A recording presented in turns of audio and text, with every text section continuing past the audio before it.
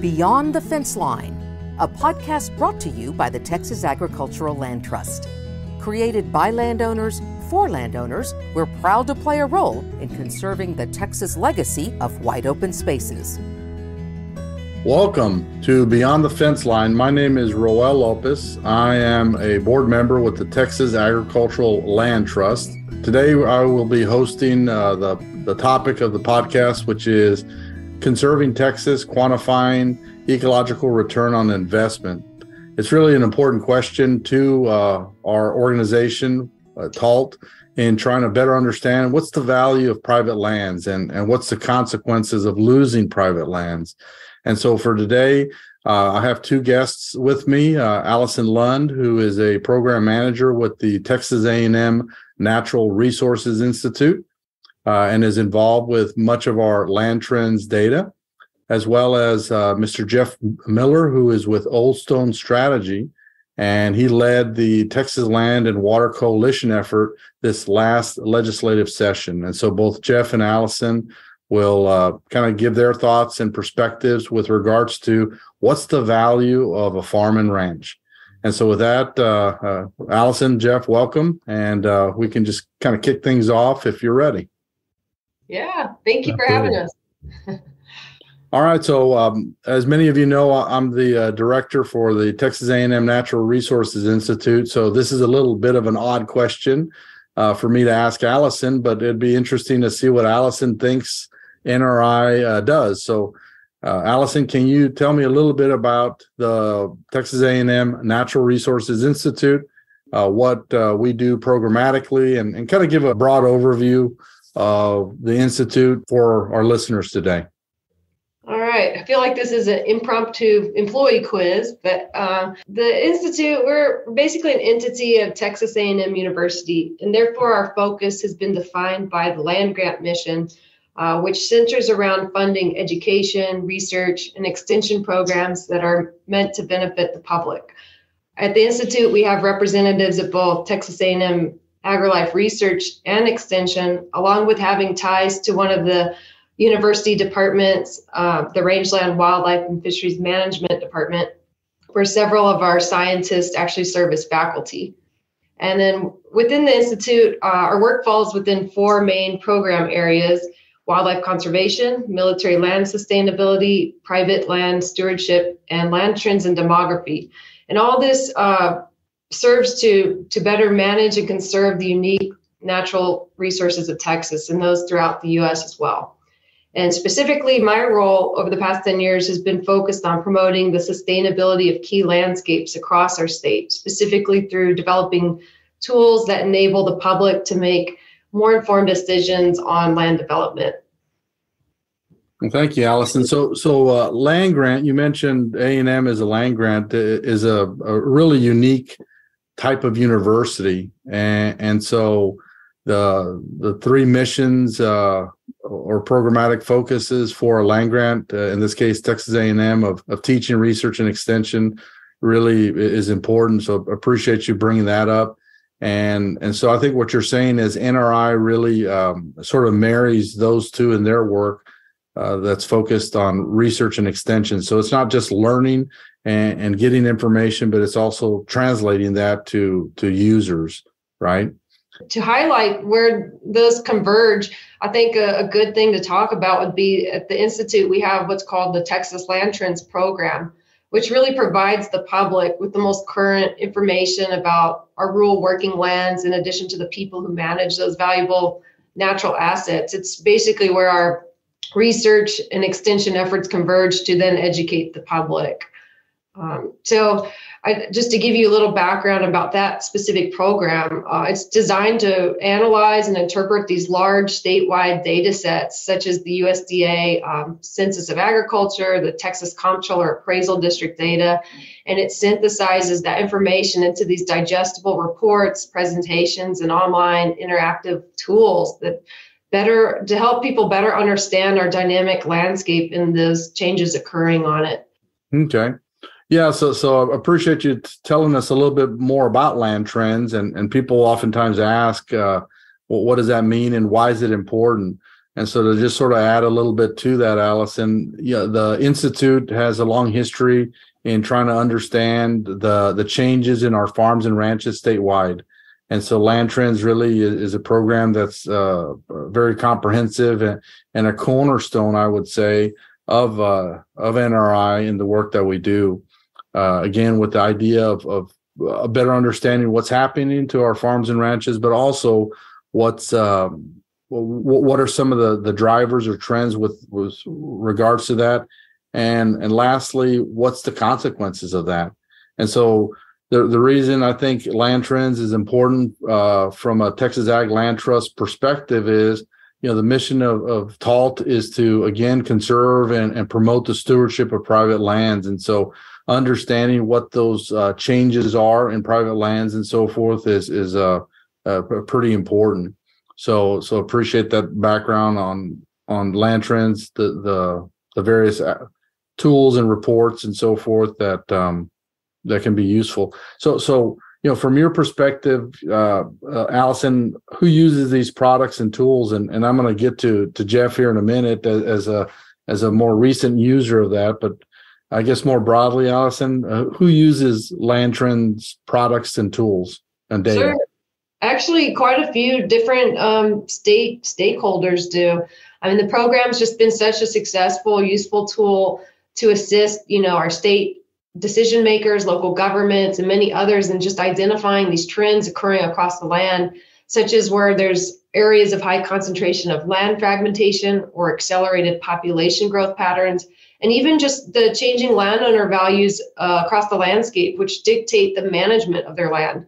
And I think as an example of how these tools have been used by the public, and an interesting user is the military. And you may not be aware, but the importance of the state in maintaining military training space is huge. We house 15 active duty installations that conduct both ground and air training operations. And then just due to our unique landscape, Texas is especially ideal for this aviation test and training. This requires airspace. However, it's easily compromised by energy and even residential development that just alters how the airspace can be utilized just due to safety concerns. So through the Texas Land Trends program, we've been able to develop these tools that help mitigate encroachment of incompatible development in these vital military training spaces and facilitate early communication between state stakeholders. We've been able to basically be the storytellers of what's happening on the landscape to help people visualize what's occurring and see where these encroachment issues might occur. Thanks, Alison. And I appreciate you bringing up that example. Many times people don't think about the importance of farms and ranches to the military. And so, again, it really illustrates the importance of TALT and the work that TALT does with regards to, in very direct terms, improving our national defense, because that's in essence what we're doing. And so the storytelling term, Alison, I think that's exactly right. We're trying to tell a better story, and what better way than the good map, right? So a picture's worth 1,000 words, and maps really sort of hit home and emphasize certain features or drivers that again could be useful in not only telling the story, but maybe making convincing arguments to facilitate change. And so appreciate that. I guess I'd like to pivot briefly to Jeff. And as I mentioned at the beginning, Jeff led the Texas Land and Water Coalition. And so, Jeff, can you tell me what is this coalition? What do you guys do? Sure. The coalition was kind of formed, I guess, beginning of 2022 with just a few organizations. By the end of legislative session, this last May and June, we had grown to over 55 organizations that were really trying to form and create a fund at the state level for conservation. And that's conservation of public lands, private lands, land, water, and even wildlife, to make sure that, our state's growing. That growth is a great thing. It's a blessing for us, but that growth also comes with challenges. And one of those challenges is the fragmentation and land loss that we're seeing. And so this organization was really created for the purpose of highlighting that with the legislature and hoping to create a fund to help kind of mitigate some of those circumstances that we're seeing. And Jeff, that's thanks for that sort of overview of the coalition. I'd like to ask you a little bit more about that, and going back to Land Trends, how the efforts at NRI perhaps were useful to you in leading this coalition and this group of partners, like-minded partners, right? Absolutely. So thank you, Jeff. One thing I'd like to pivot and ask both Alison and Jeff what the relationship is of both the Institute and the coalition to the Texas Ag Land Trust, because many people may not realize just how invested and how instrumental TALT was in not just the work of the coalition that Jeff just mentioned, but also even Land Trends as a program. And so Jeff and Alison, you may not be aware of this, but the concept of Texas Land Trends, understanding the changes in land demography in Texas, were actually through a conversation with the initial founding CEO of the Texas Ag Land Trust, Blair Fitzsimmons, and then at the time the director of the Natural Resources Institute, or back then it was the Institute of Renewable Natural Resources, Dr. Neil Wilkins. And so both Blair and Neil recognized the need for understanding changes in the trends of our farms and ranches and so forth.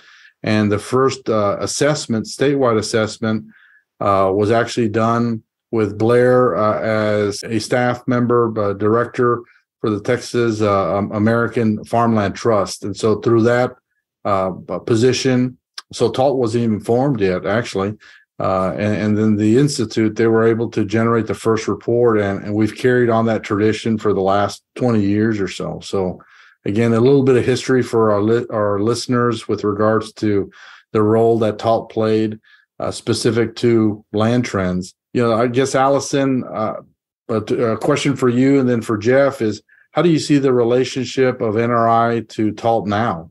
I mean, what role do we have outside of sharing office space and working on various projects collaboratively? I was about to say, I think our first thing we need to mention is our relationship sharing the community fridge and coffee creamer. So, but more importantly, we're both, like you mentioned, like-minded organizations. We want to support landowners in overcoming challenges associated with land management and loss of rural lands. We work closely with TALT, identifying these emerging areas of study and tools needed that are geared towards conserving open space. Recently, we had collaborated in developing guides for landowners to better understand this emerging carbon markets that are available to them, because there's a lot of new things coming up that landowners may not be aware of, and we just want to be there to provide the most current research-based information as well. Well, thanks, Alison. I agree and appreciate your comments with regards to that. From your perspective, that relationship of the Institute to the Texas Ag Land Trust. From my perspective, I think you used the term like-minded organization. I think that's very true, and so we have a long history of working with TALT and other organizations like TALT that really ultimately promote the conservation and stewardship of private lands. And so, From an NRI perspective, the work of TALT helps us realize our land grant mission in the work that we do. And so again, we see that relationship and partnership to be very much value added, and ultimately serves to improve private land conservation. So thanks for that. Jeff, I guess to sort of pivot, from a Texas Land and Water Coalition perspective, and the work that you did here recently in this past legislative session, how was TALT involved, and how did you see the work of Chad Ellis and his staff in trying to promote this broad effort that you told us a little bit about? Of course. TALT was one of the key kind of original members of the coalition to begin with. They helped bring in kind of and be a sounding board for the landowner relationships and the landowner involvement side of this. They led one of the subcommittee groups as we were trying to help kind of figure out what the policies were for this bill that we were going to present. And then, obviously Chad and Talt have fantastic relationships in the legislature. And so I would say that some of those relationships proved to be incredibly beneficial to us as we worked both the House and the Senate. They were really kind of one of those sticking members that helped kind of keep everything together and were a driving force behind the coalition as a whole. Thank you, Jeff. I think Jeff, Alison, we all have to sort of agree to, I think we recognize that the leadership of Chad Ellis for Talt has served to sort of continue the legacy of Blair Fitzsimmons, and he's really kind of taking us to version 2, if you will, of Talt and the work they do. But if we could all agree, let's not tell that to Chad. That may go to his head, and we need to let him know that he needs to keep working harder. And if he keeps working harder, he in fact might get to a better place. But until then, we can all, I think, us and the reader, the listeners rather, agree that he's doing a fantastic job, and the work of Talt is certainly very impactful statewide. So we've learned a little bit about NRI. We've learned about land trends. We've learned about the coalition and the work that Alison and Jeff have been involved with. I'd like to pivot to the topic of the podcast, and specifically this report that NRI worked on in partnership with members of the coalition. So I'd like to describe it as this was a collaborative effort, most certainly. And the report is our attempt to quantify the ecological return on investment. And so before let me give you a little bit of background to what was genesis for the report. As I mentioned, what's the value of a farm and ranch? That's an important question. And there are other states that have attempted to do that. And so an earlier version of the report that fed into this specific report was our attempt to better quantify the ecosystem services values of private land.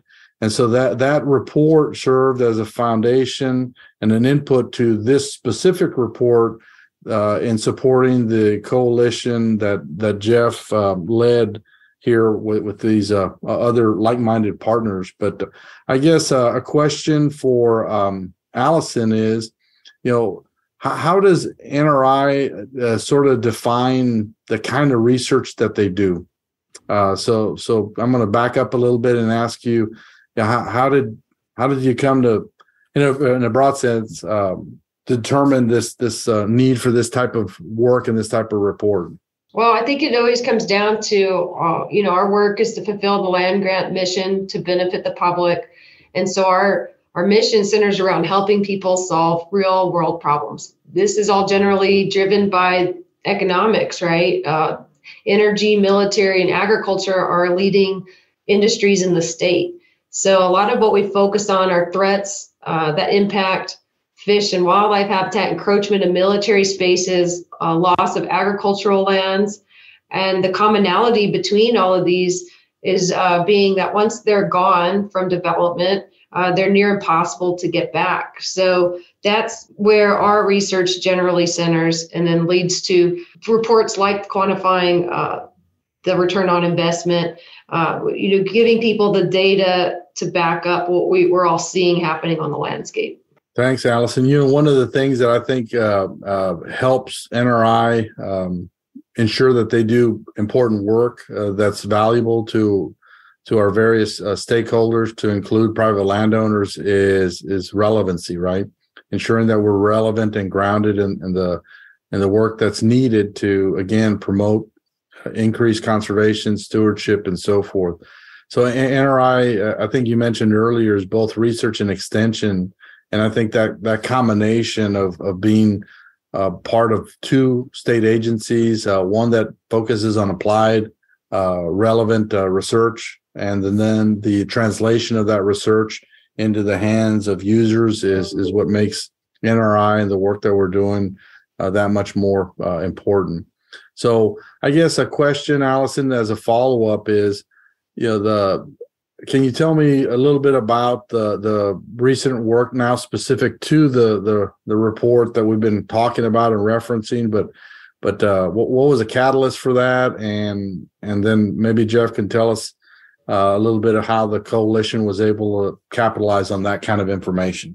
Yeah, well, I think a lot of this spurs from Texas and our growth. Texas is experiencing this rapid conversion of rural lands into commercial and residential development.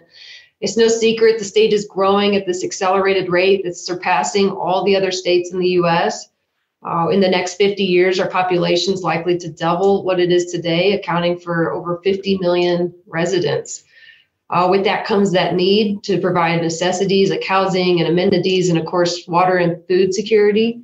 And it's easy for people to understand the value of developing, housing, schools, and shopping areas to support the population, but we often forget about the ecological needs for communities. So we need space for agriculture to produce food, open space for wildlife and fish, and then, of course, the critical ecosystem services we mentioned earlier, and dedicated parks and trails for outdoor recreation to support, physical and mental well-being. So these spaces just add value to our lives, but also the economy. And yet there's few studies out there that have really tried to quantify these values in a monetary sense that's easy for us to understand. So the genesis of this report was trying to put a number on what do these services, ecosystem services and open space really bring the public in value.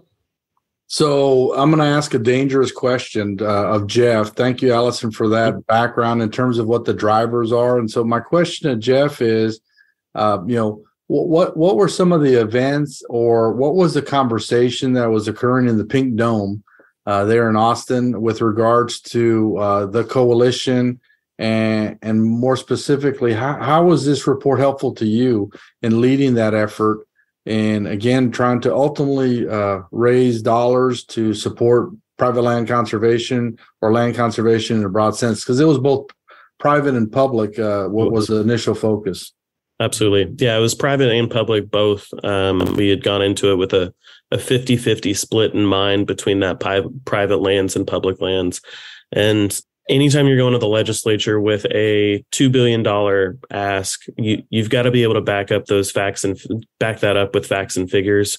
And the report that y'all developed actually helped us do that. And so whether it's talking about the fact that only 4% of lands in Texas are actually protected, or talking about the fact that a $200 billion investment would lead to over $2 billion in positive economic development for the state. Those facts and figures really helped us hit home the message. And honestly, in the House, we ended up with over 130 votes for this bill and for this package.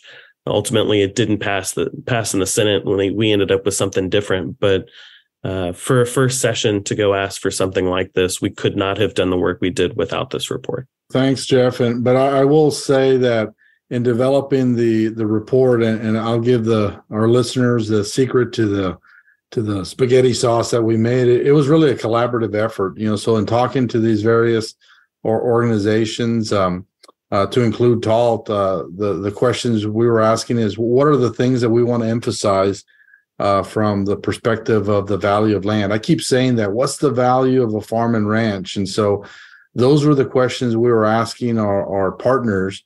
And as a TALT board member, that was something that was front and center for us is, what's the value of a farm and ranch, and how can we highlight those values to, again, tell a better story? And stories are much stronger when there's facts and data and information to sort of back up that story. And so that's how we approached it. And we kind of, now put my NRI hat on, we sort of approached it from the perspective of working in this partnership in this coalition as a way to inform and better position the coalition to, again, make the case in the Pink Dome, which, as you alluded to, Jeff, sometimes is very, very hard to predict, and it's a hard thing to do, right? There's a lot of horses at the trough. We're not the only horse. Absolutely. Another kind of a follow-up question is, and this is maybe is both Jeff and and Alison, but maybe start out with Alison. You know, how's the report sort of organized? You know, I talked about trying to make the spaghetti sauce here. So what were the ingredients, the key ingredients of the spaghetti sauce, and trying to understand the importance of conservation and public access to open space, et cetera? Well, I think this report, we came at it with a really critical eye of representing all Texans, both rural, urban, landowners, non-landowners. And we set up the report to explore 4 main areas. So we looked through the lens of agriculture, water resources, wildlife habitat, public recreation space. So we explored different parts of the state and really analyzed what was the need for those particular resources, where are there likely to be shortfalls, and if we were to get money to invest in them, where would be the most ideal places to invest to get our most economic return on investment. Through utilizing expert data sets from groups like Parks and Wildlife, American Farm Trust, and many others, we developed this criteria to really zero in on crucial areas for maintaining prime farmland or critical species habitat, and even equitable access to new park locations. The report also went into illustrating how a state investment, like Jeff mentioned, would return a significant value for state taxpayers. We gave an example scenario that analyzed if we were given $200 million investment to both purchase land and invest in conservation easements, what would that look like in 20 years? And from that, we've resulted in a very conservative 12-to-1 value, return on value. And that's not even considering that these goods and services from these open space lands would continue in perpetuity beyond 20 years. Just further highlighting why this type of investment is just such good potential and positive impact for our state's future. Thanks, Alison. I guess, Jeff, in thinking about the elements of the report and in illustrating the value of a farm and ranch, what was the outcome? So what did you learn in your experience and leading this coalition and so forth through the legislative session? Where did we end up, and more importantly, where do we go from here? Sure. The ultimate result from the legislature was that they passed a bill for $1 billion for state parks. That was 50% of what we were asking for, and it was, showing some of those needs through American Farmland Trust and Trust for Public Lands, and some of that information that we gathered through this report process that helped push that over the edge. Ultimately, the challenge still exists that we need to be able to prove up the benefit of public or private conservation for a public purpose. And some of those facts and figures that Alison just read off is exactly what we need more of. Not need more of, but need to communicate more of. Our state's still growing. We're set to double our population by 2050. We need more food, fuel, and fiber. And being able to put that science behind it is really kind of the next step. And so in some ways that looks like interim studies and interim reports through the legislature. Some of that's, continuing to build those relationships that we have and that TALT has with the legislature and some of those key members. And so I really think that the groundwork has been laid for us to be successful. And now it's just kind of executing and communicating that effectively. Jeff, from your perspective, what was the response from voters? I guess ultimately that's what it comes down to. Absolutely. Are people interested in conservation? Yeah, we actually did polling back in February, statewide public polling. 83% of the population actually agrees with creating a constitutional fund for land and water conservation. 79% think we need some sort of dedicated fund for this purpose. And so I think, whether you're red, white, or blue, or anywhere in between, you understand the need for conservation because it's the food, it's the water that you have to live off of, and it's the recreation that, COVID-19 highlighted the need for being outside and having these open spaces. And so I think the public opinion is absolutely there for it. It's just a matter of prioritizing those funds at the legislative side for what are our actual needs and what is the public purpose there. And I guess, Jeff, I agree with your comments there. And I guess as a tall board member, the other thing I would sort of add is, this is the first step of a longer journey, right?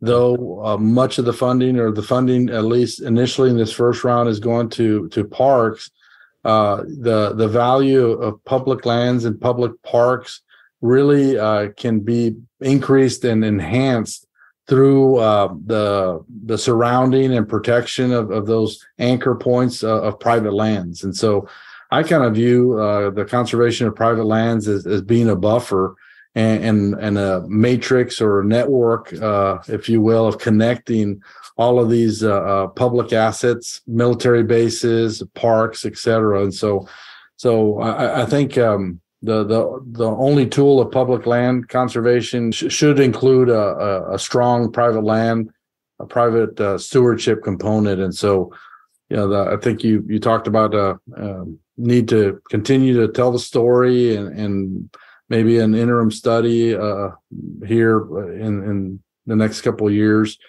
for the next session. So we'll keep chipping at it. So I guess as we sort of round our conversation today with Jeff and Alison, I'd like to start out with Jeff and ask him, key takeaways or what it means for landowners, kind of departing thoughts. What are those next steps and what can our listeners do collectively to prepare ourselves for the next round? Yeah, and I think one of the key things that you had mentioned is not just the interim study part of it, but also just the buffer lands and the land fragmentation side of this, that we need more than just public lands to be able to do this. It's going to require those working lands and those private lands as well. That's something that as we got to the end of session, we honestly just ran out of time on that specific part of it, because I think we did have the support there for some of those buffers and some of those additional extensions from public lands. And so it's maybe starting with a smaller goal in mind and then continuing to build upon it. I think we did a fantastic job of that this session. And some of it is the landowner side of it, that, our landowners need protections. They need a little bit of help at times. And they are a critical backbone for our state. And so just raising that awareness of what it is that private lands and working lands do for our state and do for the growing population of our state. Agree. An interesting little story, side note, my 21-year-old son recently visited New York City, and he went to Central Park. And when you think of a park that size that's surrounded by concrete and asphalt, we don't necessarily want our parks to mimic that, right? So that matrix and buffer of private lands is pretty important, even from a park perspective. And so we need to keep working at trying to do that. And one mechanism most certainly is the Texas Farm and Ranch Land Conservation Program. And so that could be something that we should really consider and look to do in this upcoming legislative cycle. Same question, Alison. So, any departing thoughts? What's the next version of land trends within NRI, and how can we address this pretty important and pressing issue of fragmentation and ultimately conversion? I think we've mentioned this already, but Texas is a private land state, and it's called that because 95% of the land is, in fact, held by private ownership. These private landowners are stewarding these very valuable natural resources. So we need to do our best to provide tools to add to their toolbox to better manage their properties in perpetuity. A lot of these landowners are aging and they're at retirement age, and they're either passing their land down. We're having the biggest intergenerational land transfer occurring in the next decade or two, along with a lot of their relatives have never been farmers, ranchers. And so supporting these emerging and new landowners is going to be very important in maintaining this natural space, I guess. So from the Institute perspective, we're going to continue providing them with data needed to support, extension in reaching out to these landowners and asking them, how can we help you maintain these landscapes that in turn benefit our public with ecosystem services? And then, of course, we're going to continue supporting informing legislators and other decision makers and with real data that shows value for these services as well. Thank you, Alison. Thank you, Jeff. So, this is a very important topic for TALT and in our podcast today on Beyond the Fence Line. And for our listeners, we were talking about the importance of conserving Texas and quantifying the ecological return on investment. I think Jeff and Alison both made a pretty compelling case for the importance of private land conservation. So, Jeff, Alison, thank you for your time today and sharing your thoughts and perspectives, and more importantly, the way forward. We have quite a bit of work still to do here at TALT. For those listening, you're listening to Beyond the Fence Line, which is available on Spotify, Apple Podcasts, and SoundCloud. Please make efforts to continue to listen to our conversations on the importance of private land conservation. So thank you all. Beyond the Fence Line is brought to you by the Texas Agricultural Land Trust, dedicated to conserving the Texas heritage of agricultural lands, wildlife habitats, and natural resources. Find out more at txaglandtrust.org.